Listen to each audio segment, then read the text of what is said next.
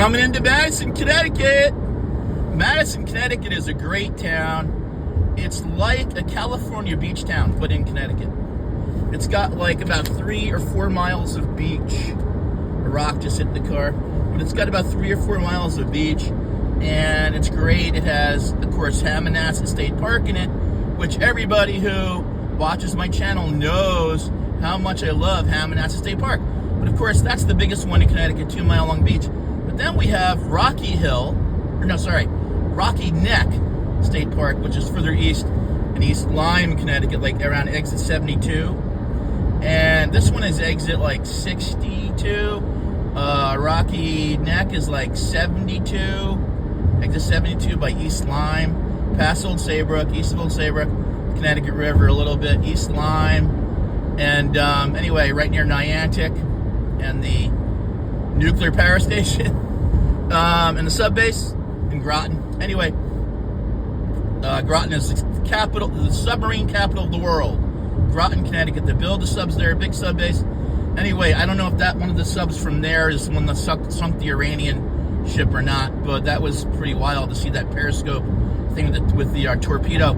It was the first ship sunk with an American submarine torpedo since, I don't know, World War II or some crazy thing like that. But in Groton, they have a submarine museum, and you can go on the Nautilus.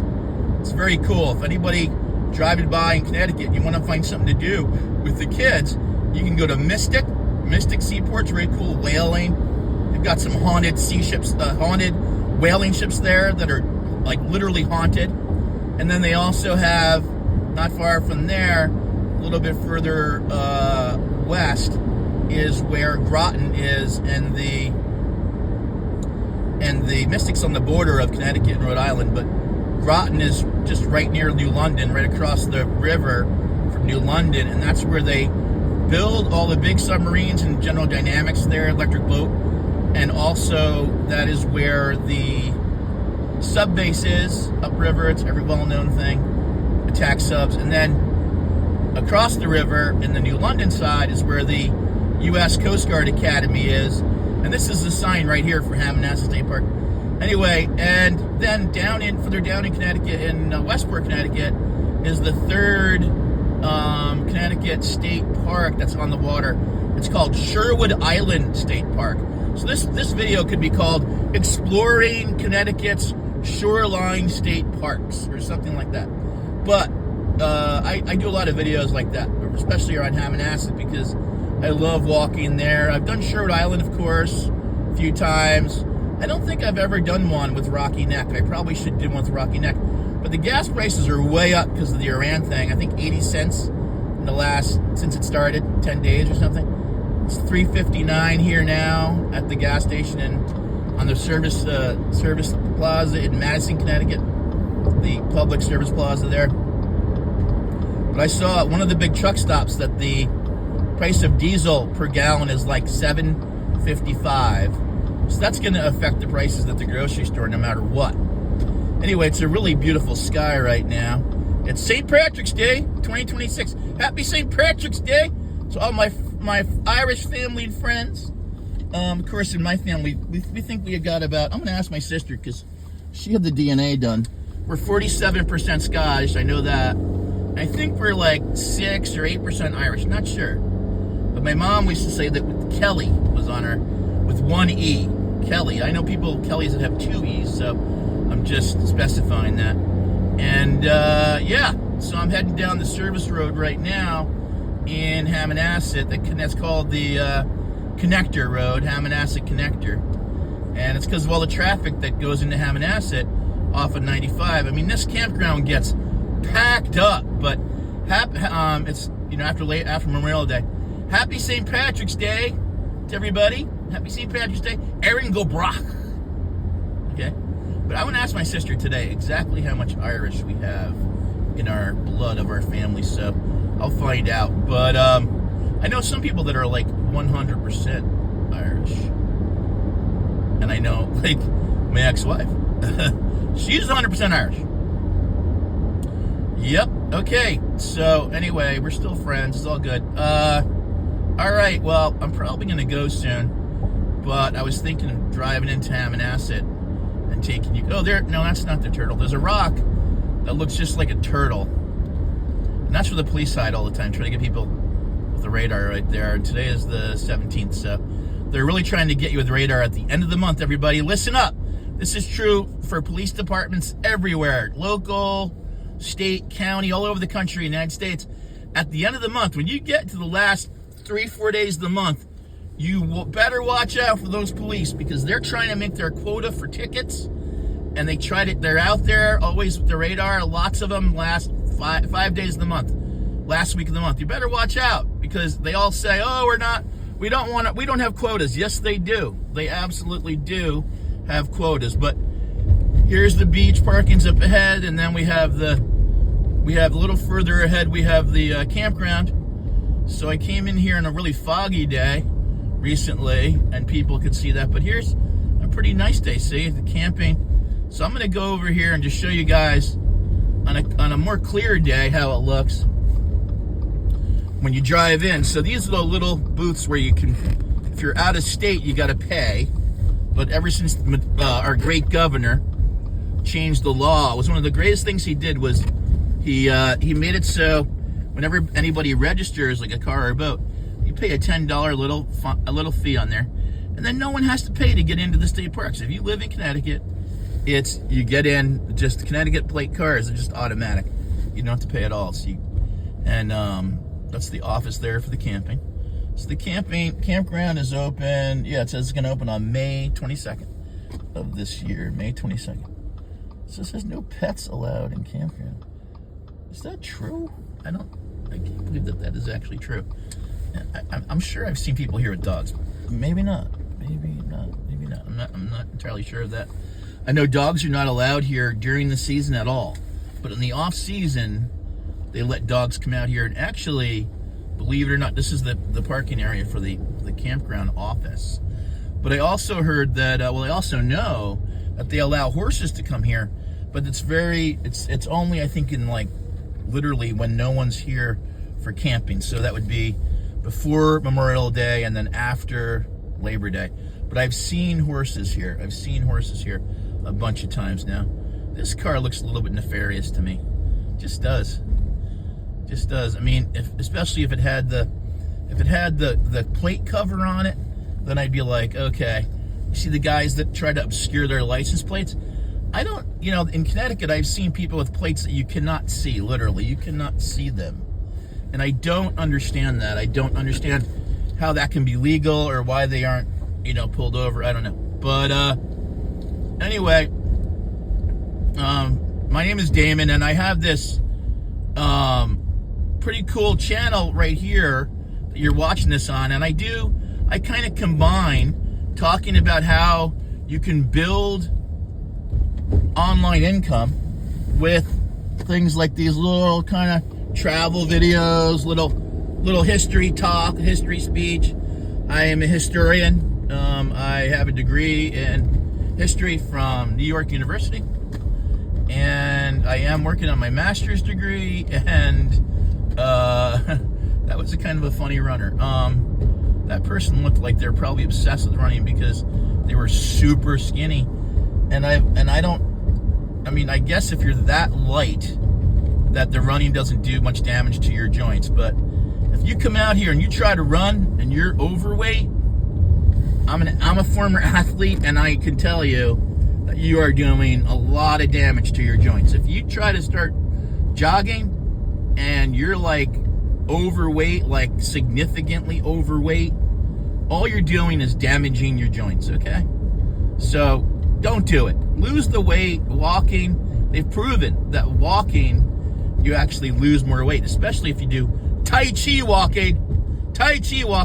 And if you follow my videos at all on my channel, I am a big believer in doing things a little bit at a time. Not only learning about digital marketing in our training course, which you can go and see the links right in my bio here, my channel. If you subscribe, you see the links in there, and I got a bunch of links in there, and you can get the free information. It's totally free. Just go to my site, damonsdailypay.com, DAMONS dailypay.com.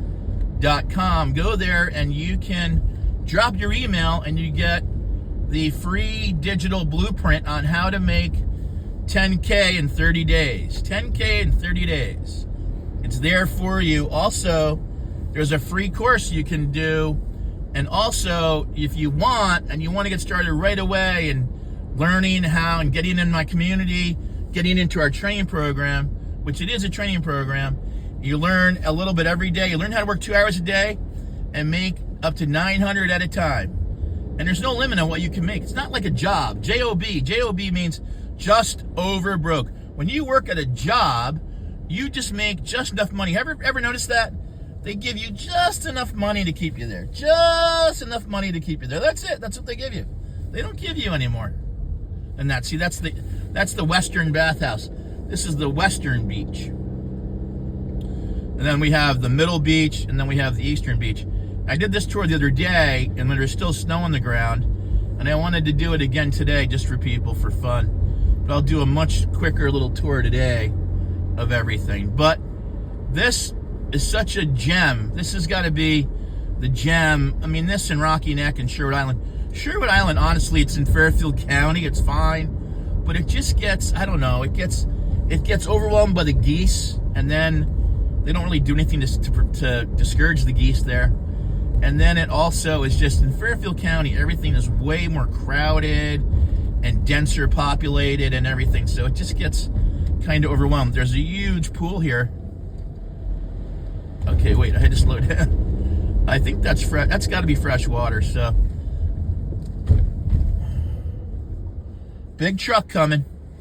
Got to yield to those big trucks. There's a digger. Got to always yield, everybody. There are people that get on the highway. He's going into the middle. I'm going to follow him in. He's going into the Middle Beach area. There are a lot of people that on the highway. I don't know, again, like I don't think they really learned how to drive by anybody. I think they just played video games and think they know how to drive. And they come on the highway, when they come on the on-ramp, they do not yield at all, ever. Look, he's going around the circle. It's kind of cool. You can see the digger. I love, like, construction equipment. When I was a kid, I used to have those, the Tonka trucks. Who remembers all the Tonka stuff? You guys remember all the Tonka stuff? Oh, he wants me to go past him. Okay. Anybody remember the Tonka stuff? Anyway, so the bottom line is with the Tonka stuff, I used to love that stuff. My dad, I was the youngest of 8, and I was the youngest boy. And my dad built me this really cool sandbox up in the back of my yard on top of this hill where I lived in, grew up out in Lower Westchester County and just outside New York City. 18 miles from Broadway is where I grew up. I can get in New York City in 30 minutes by train. It was great because I could go to all the concerts, late 70s, and I had a great time. I was going to the city when I was like 12, 13 years old. My buddies, we used to cut school, go in, and St. Patrick's Day, forget about it. I was going to Catholic school. We used to cut school, and we'd all meet up at the train station, and you had to bring a 6-pack of Tall Boy Budweiser. That's what everybody was getting in those days. You had to. Everybody was tasked. When we were like way underage, we were 14 years old, that our job, and we sometimes you had to plan it out a week in advance, but our main job on St. Patrick's Day was make sure you come to the train station with a 6-pack. Do not show up unless you have a 6-pack for the train, okay? And the older boys especially would give you hell. If you showed up and you did not have beer with you, and it could be a quart of beer, it could be anything really, but they tell you to get a 6-pack. Now, they didn't really expect you to get a 6-pack, but if you could get a 6-pack, that's what they really wanted you to get. And ideally, it would be a 6-pack of Tall Boys. Okay, this is the Middle Beach. I tried to show everybody this before. Now, this parking lot is all screwed up, okay? They got to work on it before everything opens up. You see the diggers. And I'm going to come over here. I'll be documenting all this stuff over here with the machinery because everyone loves those videos with the machinery. But this is Middle Beach. See, and there's a really nice bike and walking path in here. Look at all these handicap parkings. I heard the police are going to crack down now on the fake handicap people, the people that have it. They did like a knee operation and they get a handicap placard that they use. They have it, but it's only temporary one. But look at the cattails. I love the cattails. When you see the cattails, you know you're in a marshy. This is from the rain we had. we had this tremendous rainstorm. I know the whole country did too. And tremendous wind last night. And it was like a 1-2 punch. The first front went through like from the south with all this warm air. And then the second front came through from more like, came across the country. And that brought a blizzard to Michigan and everything. And now it's hitting up in Vermont. I know that. And there's going to be a lot more snow up there. I might try to get up there for a couple more days of skiing somehow. I still have my ski gear. I've had 2 full weeks of skiing at Smuggler's Notch this year. Really loved it. Two weeks where I could get a condo and be slopeside. Is really lucky and spoiled. And went skiing like 2 times 5 days in a row. So it was really great, and was able to hang out with my oldest daughter, who's a great skier. She's such a great skier. I mean, she's way better than me, right? And when you're a parent, that's what you want. You want your kids to exceed you. You want your kids to do better than you. There's these giant puddles here. I'm going slow. But it's actually good because they can get all the freshwater puddles, can get all that salt and everything off of your brakes and your tires and underneath. That's one thing. If you live in the Northeast, you should get your car undercoated. Where you live when there's snow, anywhere there's snow, you should definitely, if you buy a new car or you got a new car, you should absolutely have it undercoated from day one. But if you don't, and there's like a used car like this, and you should definitely get it. Oh, this is the bike path and walking path. It's fantastic, and it's just beautiful here, beautiful. But they're gonna build. This is both walking and biking, but I think mainly because of the electric bikes and how dangerous they are, how fast they are, and how quiet they are. People have been there've been some collisions out here, unfortunately. So what they're gonna do, what I understand they're gonna do, is they're gonna build a separate path. They're gonna divide it somehow. I don't know if they have enough space out here, but it's going to be a big project. But they're going to divide it between walking and biking. It's too dangerous because people come out here with little kids and stuff, and it's just too dangerous. This is the nature center right there. That's one of the buildings, and they have this really cool solar panel here that moves with the sun. Just super cool. If I ever put solar panels in, I want to do that. I want to get the kind that moves with the sun. People come here. They love to come here and walk their dogs. Usually on a leash, but a lot of times, this time of year, you can bring the dog on the beach. Until Memorial Day weekend, I think you can bring the dogs on the beach. Now, here's a lady. She's got a Bernese Mountain Dog, I think, or something like that. It's like a mutt, but it's like a Bernese Mountain Dog, partially, I think. Anyway, this is the eastern beach out here, and this one is, the Native Americans, when they did the treaty with the British after the battle in Old Saybrook, they got a settlement in Old Saybrook. That was the first settlement in Connecticut, because it was where the Connecticut River meets the Sound. It was a strategic thing that they did. And someday I'm going to go over there and I'll do a video of the fort and everything. But they had a battle with the big Indian chief, Sachem. And after the battle, of course, the British, the Indians never saw cannons and stuff. And they did a treaty. And the treaty with the British was that they could have New Haven Harbor, but that the Native Americans would have every estuary, every place where there was a river that came in, where it had the brackish water and the seawater mixing, every estuary like that. And there's a lot of them in Connecticut along the Sound shore, like here. So Old Saybrook, Connecticut River, that's the biggest one, right? But like every single one, there was a fort there, but every single one, like all along from New Haven all the way up the coast to the east, the Native American treaty said that at every single river, this is the place where you can hike out to the big rocks, the boulders, the moraines, or from the glaciers. There's a big beach here, and there's a great launching place for kayaks and everything. And I really want to use it sometime. But anyway, the Native American treaty that they did with the British after the Battle of Old Saybrook said that at every single tidal river estuary, the Native Americans would have their villages on the western bank of each of those estuaries. That would be their land forever, so that they would face the sun in the morning. They wanted that so they could face the sun and greet the sun in the morning. It was very, very important to the Native Americans. And that was in their treaty with the British. That was in the treaty that also got them New Haven Harbor. So New Haven Harbor is by far the biggest and best harbor, really, along the coast of Connecticut. And that's why it's got big oil tanks in there. It's pretty big, harbor there. So I'm looking at the flag down there, and since I grew up sailing little tiny boats, I would always look at the flags at the rowing club near where I used to live growing up. So I could wake up in my bed and I could look out, because I lived up on the top of this house that was on the top of a hill. So my dad said, because I had a big balcony right outside my bedroom, and I had a French door all full of glass looking south. When I woke up, I could sit up in my bed, literally, and I could see the flags of the rowing club across the part of the bay from where I lived, and I could see how good the wind was. And if the flags were all the way out like they are right now, like the flag is all the way out. I'm going to show you right up here. This flag is all the way out. And when I would see that, I knew that it was a great sailing day. When you see, it's pretty obvious, right? But when you see the flag like that, the beautiful American flag, stars and stripes, hey, listen, we're at war right now. I support the troops always, okay? But what the troops need to remember is that their oath is always to the Constitution. Their oath, that flag, is to the Constitution and to the people. They have allegiance to the Constitution and the people, not to any one individual, okay? Their oath is to the American people and the Constitution. That's what they need to remember always. Anyway, I'm a big supporter of the military, of everybody, police, fire, and all the rules. Now, these solar panels are very cool. I just want to talk about these. Look, turtle crossing. Turtle crossing. Yeah, we've got all kinds of turtles here. And actually, I saw a rare one last spring.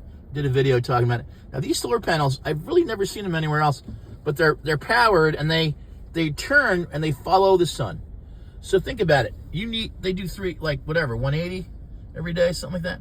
So if you have a bunch of these, you don't need rows and rows and rows of panels, because you can get as much out of one of those, because it's turning in the face of the western sun and the sun all day, and it turns with the sun. So you get way more out of some of these. And they're on a platform. It's powered by, so they probably power themselves. I don't even know. But I love these solar panels. I want to get this kind.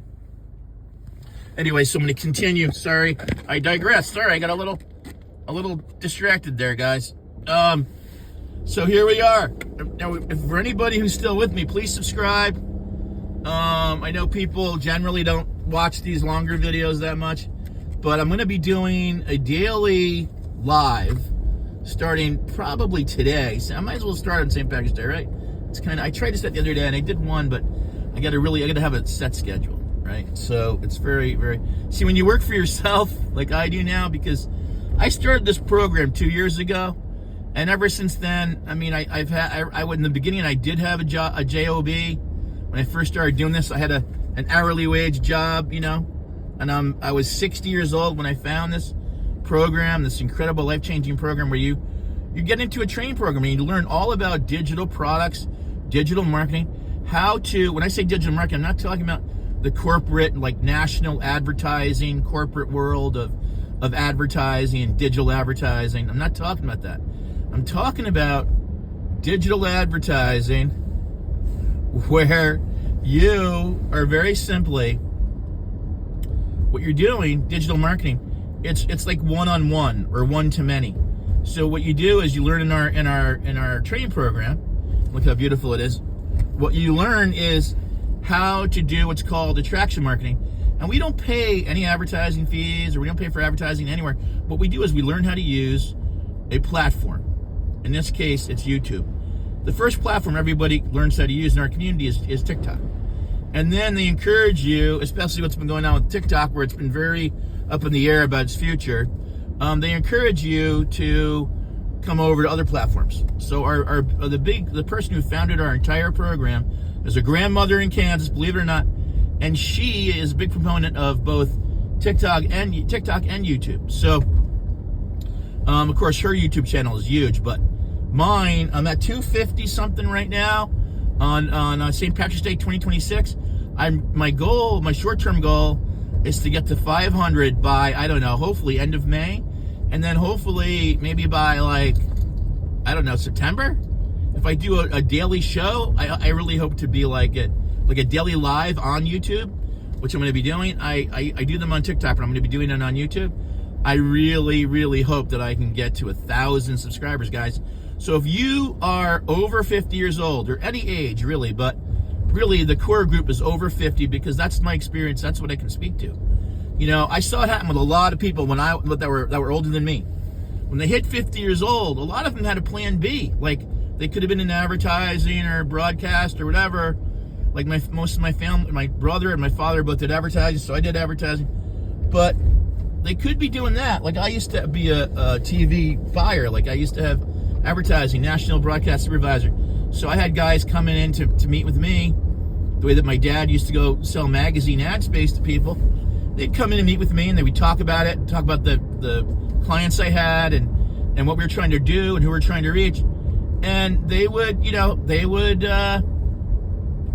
tell me that they were going to retire in 2 or 3 years. Like, I remember this one guy, and I've always wanted to talk to him about it, because it was very smart looking back on it, and I should have followed his lead, but I didn't. But I should have had more of a plan B. But this guy's name was Scott Conan.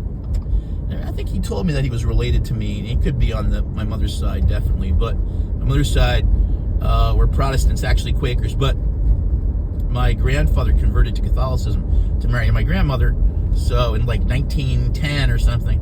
So whatever. My mother's Catholic and my father's Catholic. I'm Catholic. But the bottom line is that this guy, Scott Conan, right?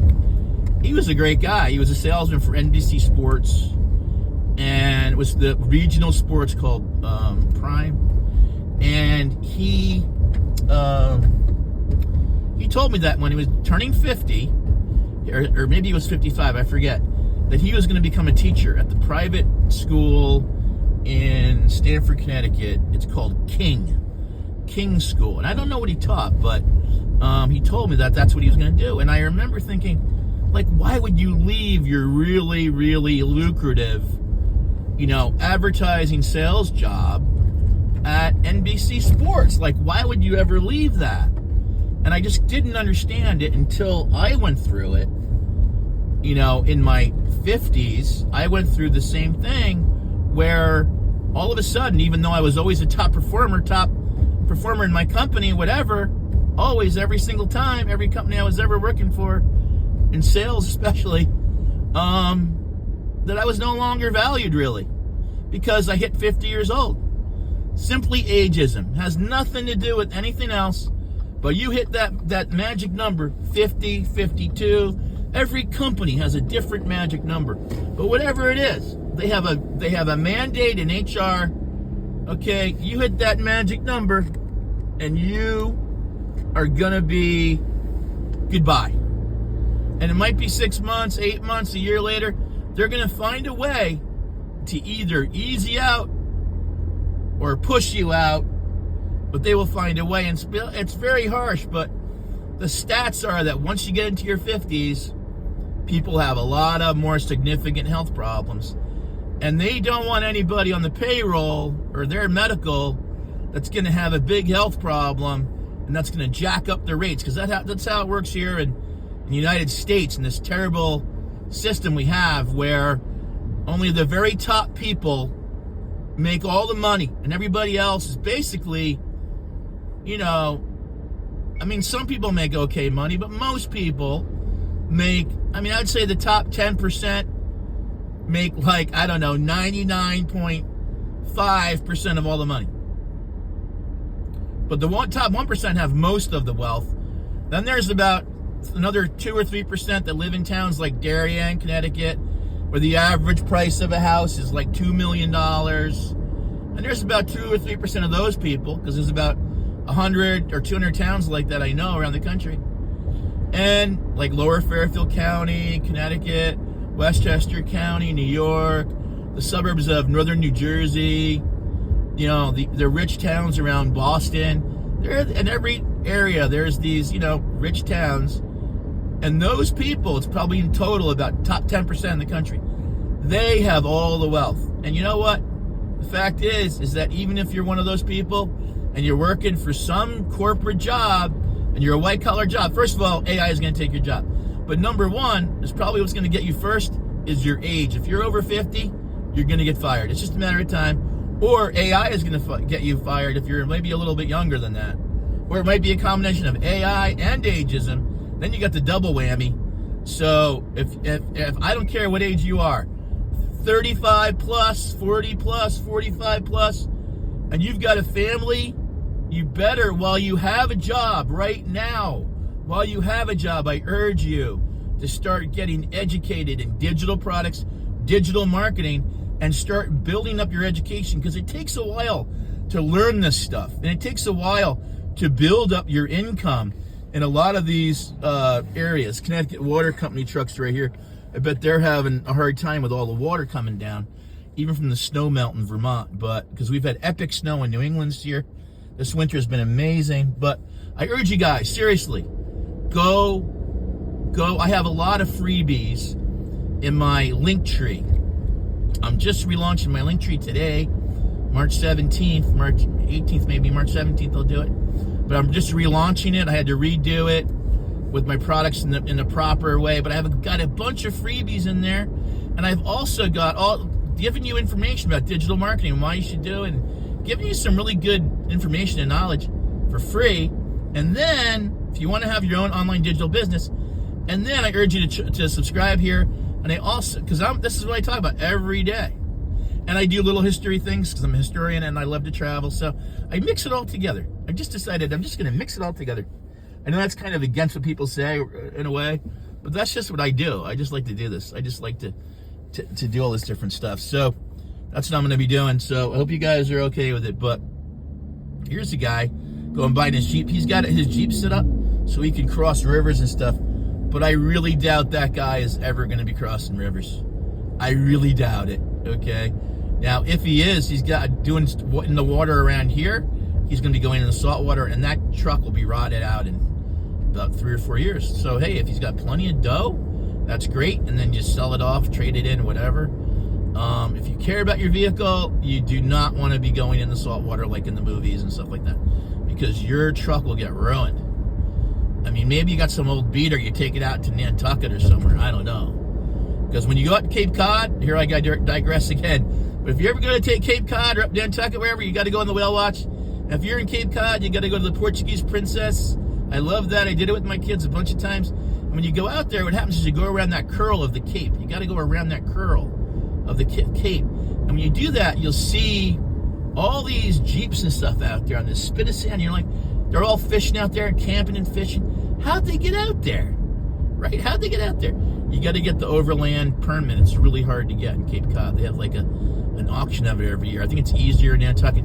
And if you have the Nantucket overland permit, it's like a big thing. It's like a big, status symbol or some shit.